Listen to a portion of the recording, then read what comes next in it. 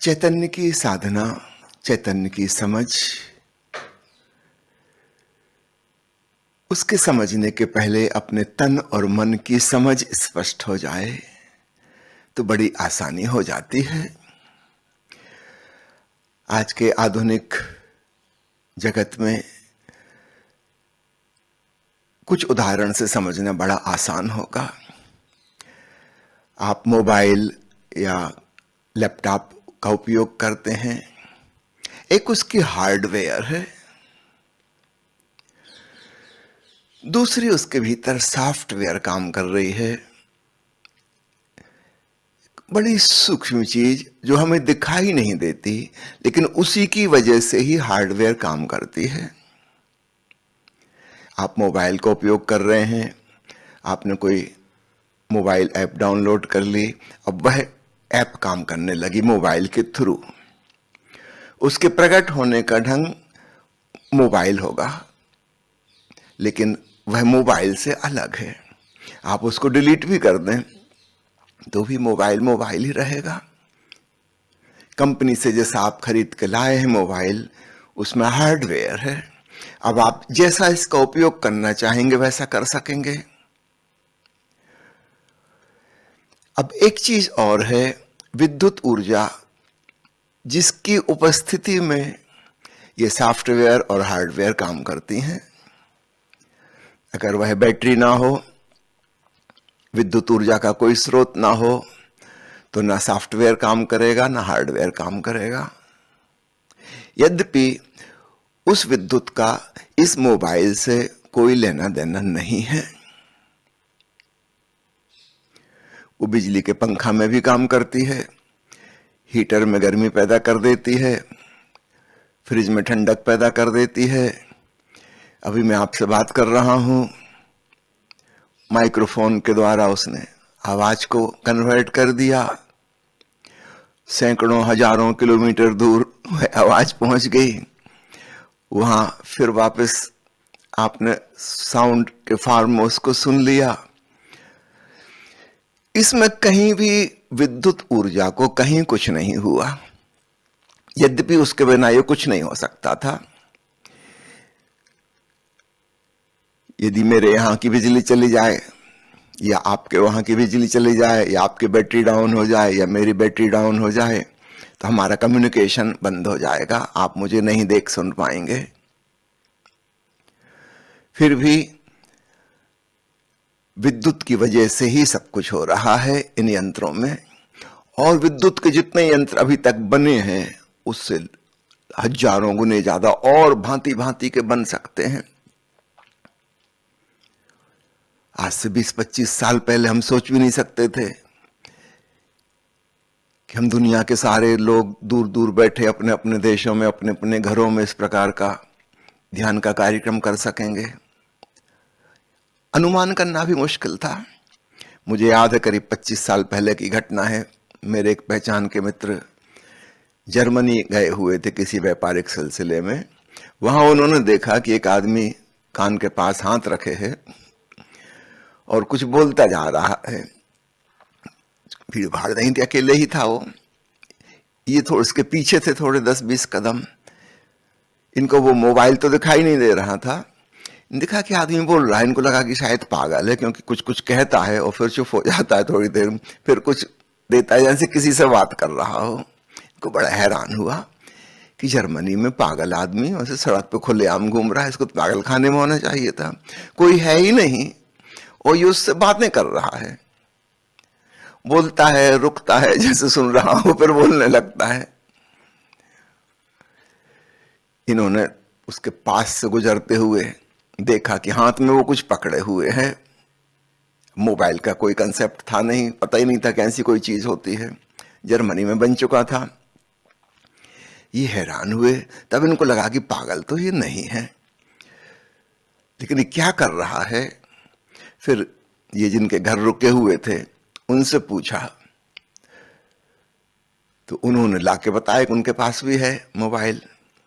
ये टेलीफोन है, इसमें किसी तार वार की जरूरत नहीं है, सीधे ही कहीं भी बात कर सकते हैं।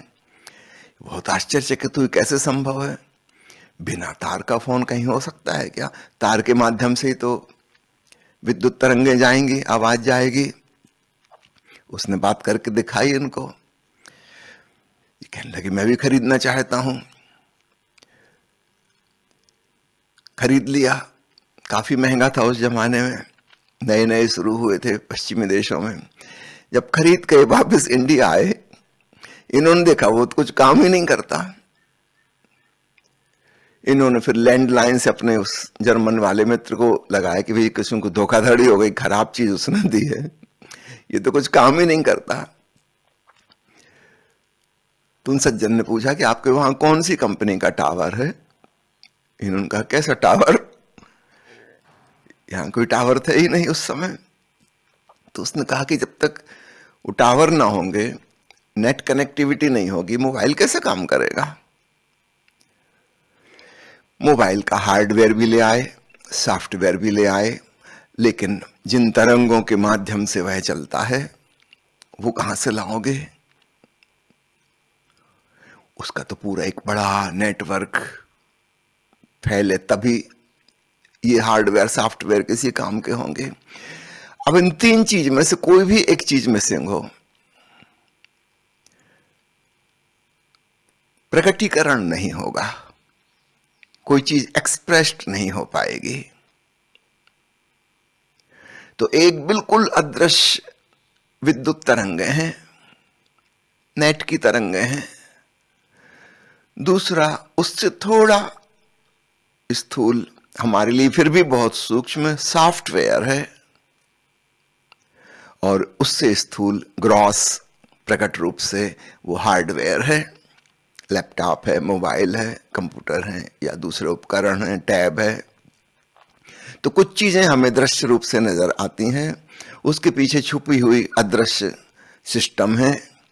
आपके मोबाइल से एक एसएमएस चला जाता है आपके मित्र को, आपके मोबाइल का वजन कम नहीं हो जाता और ना मित्र के मोबाइल का वजन बढ़ जाता। आपने फोटोग्राफ भेज दिया, ना आपके मोबाइल से कुछ घटा ना उसके मोबाइल में कुछ जुड़ा। पुराने जमाने में लोग इसी प्रकार सोचते थे कि जब कोई व्यक्ति मर गया तो उसका वजन नापेंगे, अगर आत्मा निकल के गई है तो वजन में कुछ कमी होनी चाहिए। ये ऐसी बचकानी बात थी, जैसे कोई कहे कि मेरे मोबाइल से मैंने 500 लोगों को एसएमएस भेज दिए, अब तो मोबाइल का वजन बहुत कम हो गया होगा। नहीं, जरा भी कम नहीं हुआ, ज्यों का त्यों है। और जिन्होंने मिल गया है उनका कुछ बढ़ नहीं गया। अब हमें समझ में आ गई वो बहुत सूक्ष्म चीजें हैं जो नापी नहीं जा सकती, फिर भी हैं, और विद्युत की उपस्थिति में वे कार्य करती हैं। अब इस बात से समझना, हमारा तन, मन और चेतन बिल्कुल ऐसे ही है। हमारा फिजिकल बॉडी, तन हार्डवेयर है, उसके भीतर छिपा हुआ हमारा मन, मन यानी स्मृतियालय, मन यानी सॉफ्टवेयर, मन यानी जिसके माध्यम से यह तन कार्य करेगा, उसके अनुसार कंडीशनिंग्स, संस्कार, उनके अनुसार तन कार्य करेगा। और मन के पीछे और केंद्र में जीवन ऊर्जा है। आप चाहे चैतन्यता कह लें, आत्मा कह लें, परमात्मा कह लें, जो आपकी मर्जी। उस जीवन ऊर्जा के बिना न मन कार्य करेगा न तन कार्य करेगा।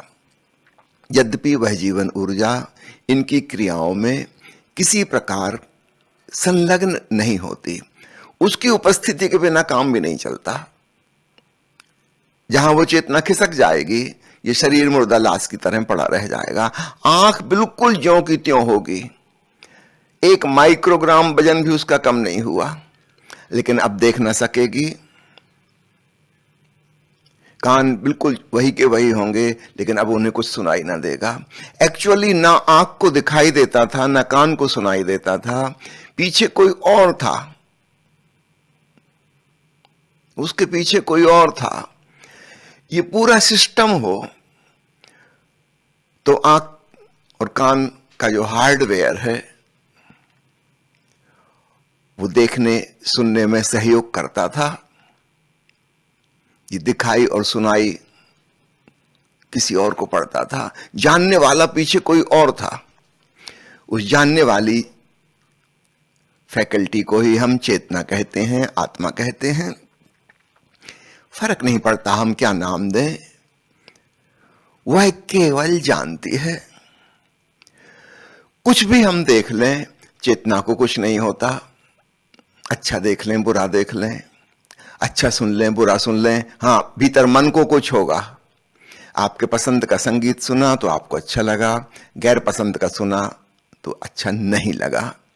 प्रसन्नता और खिन्नता मन के तल पर होगी।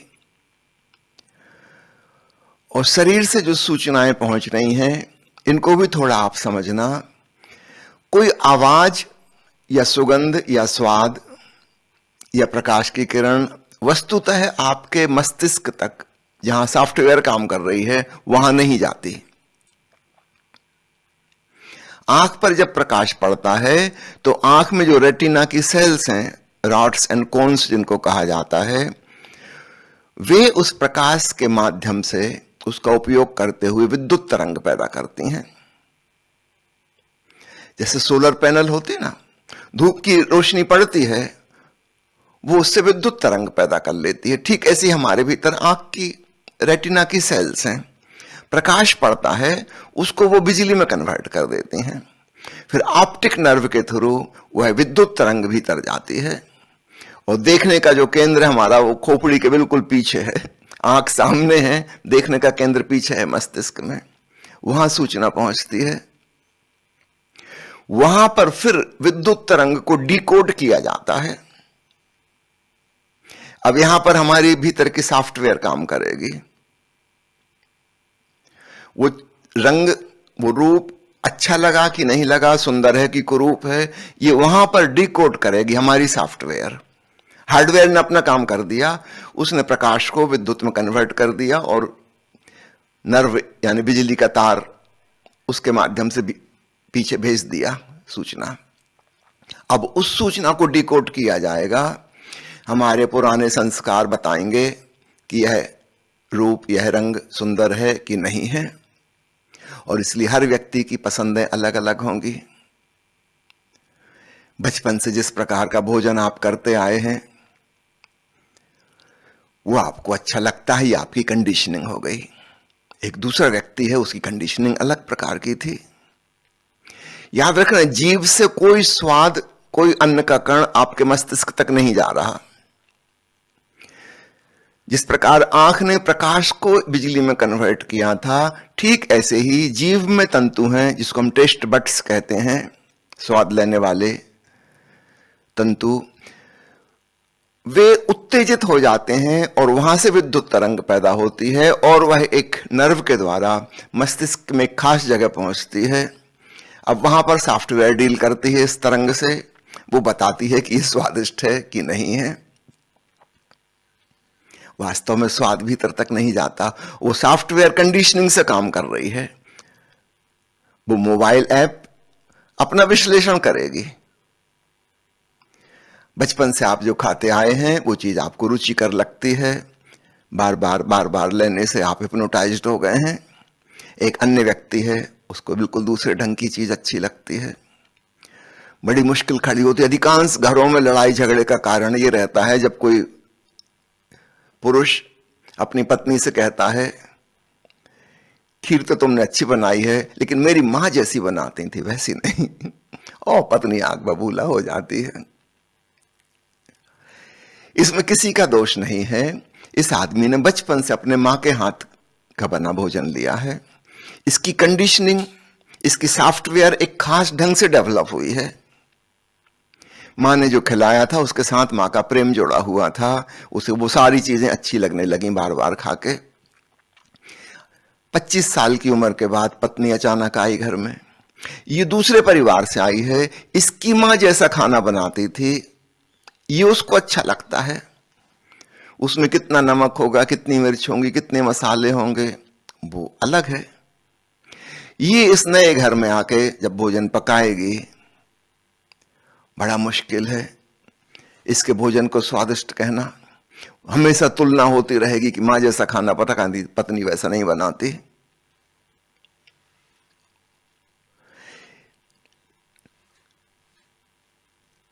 कहां भूल चूक हो रही है?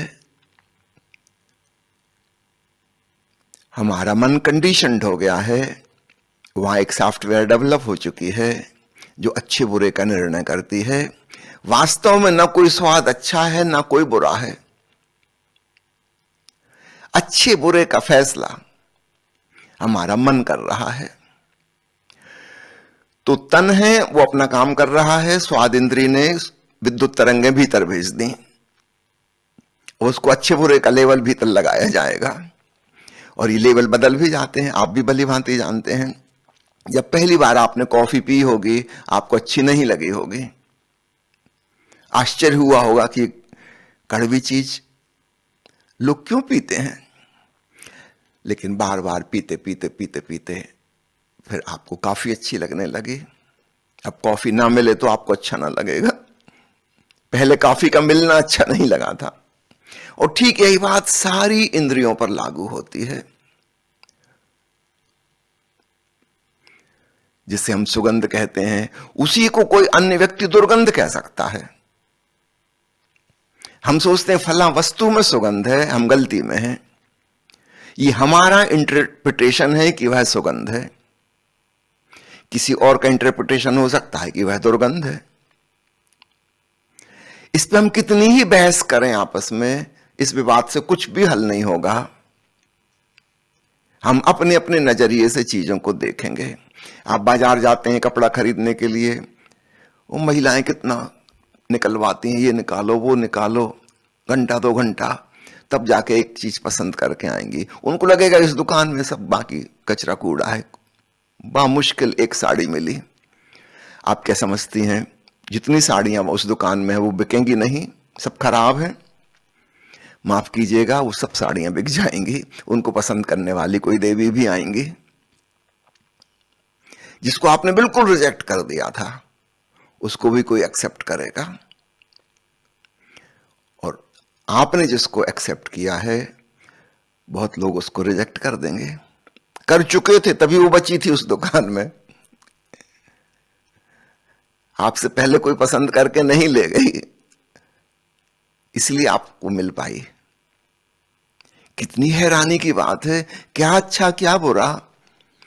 इंद्रियों की किसी भी सूचना से हमारा मन तय करता है, और मन सुखी और दुखी होता है। जब हमारा मन कहता है ये चीज अच्छी है, रुचिकर है, प्रीतिकर है, सुंदर है, स्वादिष्ट है, ये संगीत मधुर है, मन प्रसन्न हो जाता। इसका उल्टा अगर हो गया, नापसंद वाली चीज, मन खिन्न हो जाएगा। ये मन भोग रहा है, तन सिर्फ सूचना पहुंचाता है, तन क्रियाएं करता है, तन करता है, मन भोगता है, सुख दुख दोनों। वो चाहे तो चेंज भी कर सकता है। ये बड़े मजे की बात है, जिस चीज से हमें सुख मिल रहा था उसी से हमें दुख भी मिल सकता है, अगर भीतर हमारी व्याख्या बदल जाए। और ऐसा आप अपनी जिंदगी में देखिए कि कितनी बार हो चुका। दुखदाई चीज सुखदाई हो जाती है, सुखदाई चीज दुखदाई हो जाती है। पत्नी का हाथ का खाना खाते खाते एक 10-5 साल में एक नई कंडीशनिंग डेवलप हो जाएगी, आपको वही अच्छा लगने लगेगा। फिर एक दिन अचानक गांव से आपकी माँ आए और वो आके कुछ खाना बनाए, शायद आपको अच्छा ना लगे। 10 साल में आपकी कंडीशनिंग चेंज हो गई, वो पुरानी कंडीशनिंग फीकी पड़ गई।